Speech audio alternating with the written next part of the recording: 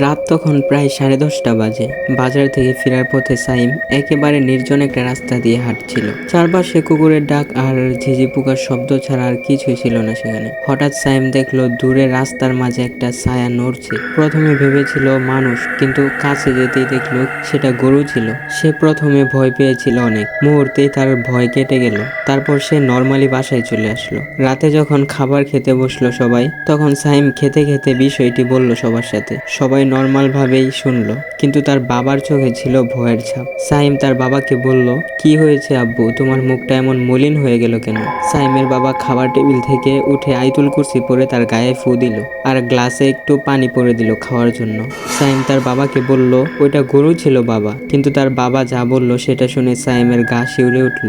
বাবা বলল, সেটা কোনো সাধারণ গরু না, একটা ভয়ঙ্কর রক্তচোষা জিন, যেটা গরুর রূপ ধরে মানুষকে কাছে নিয়ে তার রক্ত চুষে নেয়।